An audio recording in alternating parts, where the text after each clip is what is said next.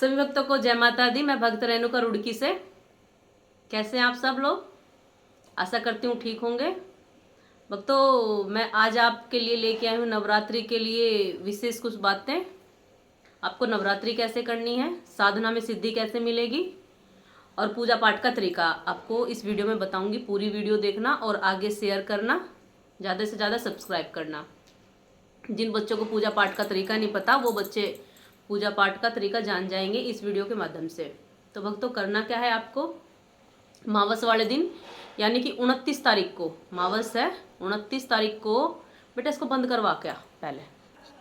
भक्तों, मैं क्या बोल रही थी, 29 तारीख को आपको मंदिर की साफ सफाई करनी है, मूर्ति को नहलाना है, नए वस्त्र पहनाने हैं। और सामग्री क्या क्या चाहिए आपको मैं ये भी बता देती हूँ। आपने गंगा जल का छींटा मार दिया, मूर्ति को नहला दी, अच्छे वस्त्र पहना दिए, उनको साफ सुथरे नए वस्त्र पहनाने। जितने भी आपके घर में मूर्तियां हैं या फोटो हैं उनको साफ सफाई से अच्छे से रखना है पूरे मंदिर को। अगले दिन सुबह में आपको उठना है। एक दिन पहले आपको सामग्री मंगा के रख लेनी है। क्या क्या सामग्री मंगानी है आपको मैं बता देती हूँ। आपको अगर गद्दी लगती है आपके यहाँ तो आपको 2 कलश स्थापित करने हैं, एक दुर्गा का और एक काली का। 2 कलश लेने हैं, 2 नारियल लेने हैं और 5-5 आम के पत्ते लेने हैं। उसमें जो लगाने जल भर के, थोड़ा थोड़ा गंगा जल डाल के, थोड़े से उसमें चावल डाल देंगे, थोड़ा सा उसमें मिश्री डाल देंगे, फिर उसको रखना है। थोड़े से चावल कलश के नीचे रख लेंगे हम, थोड़े से दोनों कलशों के नीचे रख लेंगे। जो बच्चे गद्दी नहीं लगाते उनको एक ही कलश स्थापित करना है माँ दुर्गा का। और सामग्री आप नोट कर लीजिए क्या क्या चाहिए आपको। पूजा में चाहिए सुपारी, कुमकुम चाहिए आपको रोली, और पंचमेवा चाहिए, मिश्री चाहिए, देसी घी चाहिए। अगर गाय का हो तो गाय का अच्छा है, घी की जोत लगाएं दोनों। अखंड जोत जो बच्चे लगाते हैं वो अखंड जोत लगाएं। व्रत में आप फलाहार भी रख सकते हैं व्रत। और एक टाइम जो कुट्टू का आटा होता है उसकी रोटी वगैरह, आलू वगैरह भी खा सकते हैं एक टाइम शाम को। और 9 के 9 दिन आपको वहीं सोना है, नीचे ही जमीन पे जहां आपका मंदिर है। और अलग अलग दिन अगर आप वस्त्र पहनना चाहते हैं तो वो वस्त्र भी पहन सकते हैं। मैं बताऊंगी आगे वीडियो में क्या क्या भोग लगाना है 9 के 9 दिन आपको। और 5 फल भी लेने हैं वहां पे रखने के लिए अपने मंदिर में। तो भक्तों, ये आपको करना है। और कौन सा मंत्र करना है वो मैं आपको व्हाट्सएप पे दूंगी। 7 माला उसकी मंत्र की करनी है आपको रोज। और पहले व्रत से ही, पहले दिन से ही आप इच्छा मांग के बैठ जाएंगे। और 9 दिन आपको पूजा करनी है इच्छा मांग के, संकल्प लेके, और वो आपकी इच्छा पूरी होगी ही होगी। तो भक्तों, जिन बच्चों की शक्तियां बंधी हुई हैं वो इन 9 के 9 दिन खुल सकती हैं। और जिन बच्चों की गद्दियां नहीं चल सकती वो गद्दी भी चल जाएगी। शक्ति को सिद्ध करने का बहुत ही सुनहरा मौका है आपके लिए। आप ये चीजें करिए और फिर देखिएगा कैसे आपको अनुभव होते हैं। 9 के 9 दिन आपको माँ के दर्शन होंगे ही होंगे। और जो भी आप चाहते हैं वो इच्छा आपकी पूर्ण होगी। तो भक्तों, आप पूरी वीडियो देखना और सुनना आपको क्या क्या भोग प्रसाद देने हैं। और जो बच्चा गुरु दीक्षा लेना चाहता है वो बच्चा नवरात्रों से आके पहले गुरु दीक्षा ले जा सकता है और आगे बढ़ सकता है। हमारे हिंदू धर्म में ये त्यौहार सिद्धि के लिए बहुत ही महत्वपूर्ण है, बहुत ही अच्छे हैं जो आप कर सकते हैं। एक तो 4 रात्रि आती हैं, नवरात्रे आते हैं, होली दीपावली आती है, और चंद्र ग्रहण, सूर्य ग्रहण, ये जो आते हैं इनमें बहुत अच्छी सिद्धियां होती हैं।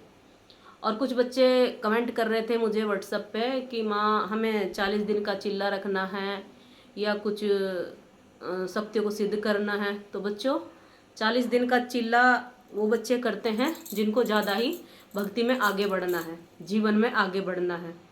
वो होली पे होता है, दीपावली पे होता है, नवरात्रों में होता है। तो वो नवरात्रि आ गई हैं बच्चों। जिन बच्चों ने गुरु दीक्षा नहीं ली है वो बच्चे गुरु दीक्षा लेके अपने जीवन में आगे बढ़ सकते हैं। तो भक्तों, आपको भोग अलग अलग दिन कैसे देना है। पहला नवरात्रा है, माँ शैलपुत्री का, तो आपको क्या देना है, गाय का घी चढ़ाना है आपको, या जोत लगा सकते हैं गाय के घी की, और अनार और किशमिश आपको भोग में लगानी है। पंचमेवा आपको भोग में देना ही देना है। और दूसरे नवरात्रे को आपको क्या करना है, दूसरा नवरात्रा है बच्चों माँ ब्रह्मचारिणी का। उस दिन आपको सुबह में ही क्या भोग देना, पहले नवरात्रे का मैंने बता दिया है। दूसरे नवरात्रे को आपको क्या करना है, शक्कर का भोग लगाना है, अंगूर का भोग लगाना है, और गाय का दूध हो तो उसका भी आपको भोग लगाना है। तीसरे नवरात्रे को आपको क्या करना है, तीसरा नवरात्रा है 1 अप्रैल का, माँ चंद्रघंटा का। आपको उसमें क्या करना है, गाय का दूध और 5 केले लेने हैं, और आपको मीठा पान, ये भोग लगाएं आप माँ चंद्रघंटा को तीसरे नवरात्रे को। और 1 अप्रैल का तीसरा नवरात्रा है बच्चों। अगले दिन क्या करना है बच्चों, माँ कुसमांडा का व्रत करना है। आपको 1 पान का पत्ता लेना है। ये भोग मैं इसलिए बता रही हूँ बच्चों, कौन सी देवी कौन कौन से भोग पे प्रसन्न होती है और क्या भोग चलेगा उसमें। सुबह में ही आपको भोग देना है, फिर उस भोग को शाम को प्रसाद के रूप में ग्रहण कर लेना है, बच्चों को दे देना है। 1 पान का पत्ता लेना है माँ कुसमांडा के व्रत वाले दिन, 1 पान का पत्ता और 5 पतासे, 2 लौंग, 2 इलायची, ये आपको भोग दे देना है और इसको शाम को खा लेना है। भक्तों अगले दिन आपको माँ स्कंद माता का व्रत करना है, और उनको केला और अंगूर पसंद है, 5 केले और थोड़े से आप अंगूर का भोग लगाइएगा। और शाम को भोग कैसे देना है भक्तों, ये मैं आपको बताती हूँ। अंगारी पे भी भोग दे सकते हैं आप, सामग्री कपूर जला के भी भोग दे सकते हैं शाम को, और जो भी आप अपने लिए बनाए या फल या दूध या कुछ भी, वो माँ को भोग शाम को देना है। ये सुबह को रखना है, जिस टाइम आप पूजा करेंगे स्नान वगैरह के बाद पूजा पाठ में, ये भोग जो मैं बता रही हूँ ये जब रखने हैं भक्तों। अगले दिन व्रत है भक्तों माँ कात्यायनी का, और उनको भोग पसंद है अमरूद का। अगले दिन आप अमरूद चढ़ाएं माँ कात्यायनी को, और शाम को वही अंगारी पे आपको भोग देना है जैसे मैंने पहले बताया है। अगले दिन माँ काल रात्रि को गुड़ का भोग और मीठे पान का भी भोग आप दे सकते हैं। अगले दिन सुबह में ये भोग देने हैं बच्चों, और शाम को आप अंगारी पे ये जो भी भोग प्रसाद बनाए वो भोग आपको देना ही देना है। और साधना रात्रि को करनी है आपको, सुबह में तो आपको पूजा और आरती वगैरह माँ की करनी है रोज। भक्तों 8वां नवरात्रा है महागौरी का, और उनको नारियल बहुत पसंद है, आप नारियल का भोग दें। और भक्तों अगले दिन नवमी है, जिनके बच्चों को अष्टमी होती है वो भक्त अष्टमी करेंगे, और जिन भक्तों को नवमी होती है वो भक्त नवमी करेंगे। तो 9वां नवरात्रा है सिद्धिदात्री का। उस दिन आप कन्या पूजन करेंगे, 9 कन्याओं का पूजन करेंगे, हलवा पूरी खीर चने का भोग लगाएंगे। जिनको अष्टमी होती है वो भी खीर हलवा पूरी और चने का भोग लगाएंगे, फलों का भोग लगाएंगे, नारियल का भोग लगाएंगे, और कन्या पूजन करेंगे अच्छे से। जो आपकी श्रद्धा है वो कन्याओं को उपहार देंगे। और भक्तों आप नवमी की रात्रि को ज़्यादा से ज़्यादा साधना करेंगे। वैसे तो 9 के 9 दिन आपको करनी है, लेकिन नवमी वाले दिन ज़्यादा से ज़्यादा साधना करनी है।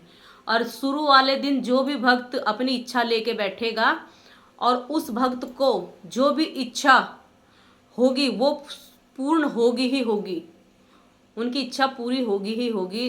जो सच्चे भाव से विश्वास करके बैठेंगे उनकी श्रद्धा भाव और इच्छा सब पूरी होगी। जो रोगी से निरोगी काया करना चाहते हैं वो अपनी काया के लिए बैठेंगे, जो साधना करना चाहते हैं, आगे बढ़ना चाहते हैं, शक्तियों को सिद्ध करना चाहते हैं, वो अपनी शक्तियों को सिद्ध करने।